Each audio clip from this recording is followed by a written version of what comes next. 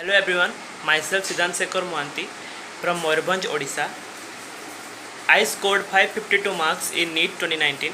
I decided to become a doctor while I was studying in class 11. हमारे city में इतने अच्छे coaching institutions नहीं हैं,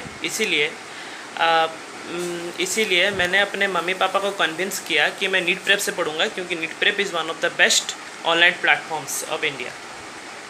So I faced many difficulties while I was studying.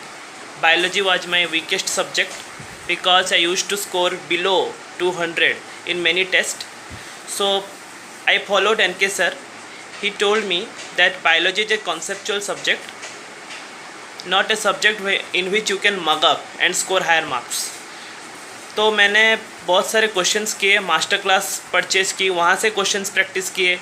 तो इसी तरह से मेरे बायोलॉजी में कॉन्सेप्ट बिल्ड होना शुरू हुए और इसी तरह से मैंने एग्ज़ाम में बायोलॉजी में 300 प्लस स्कोर सक्सेसफुली स्कोर कर दिए.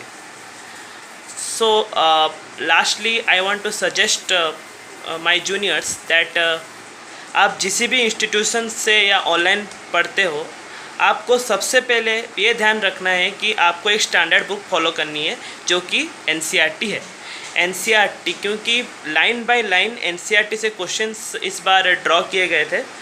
सो अगर आपका NCERT स्पेशल NCERT में बायोलॉजी और केमिस्ट्री परफेक्टली क्लियर है तो आप इजीली 550 600 प्लस भी स्कोर कर सकते हैं अगर आपका NCERT फुल्ली क्लियर है.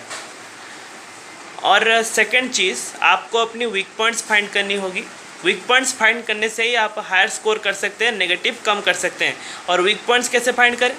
आपको रेगुलर टेस्ट देना होगा, मिनिमम वीकली एक टेस्ट देना होगा, जो कि चैप्टर वाइज से लेकर फुल टेस्ट तक आपको लास्ट तक देना होगा. टेस्ट मिनिमम वीकली एक टेस्ट आपको देना चाहिए.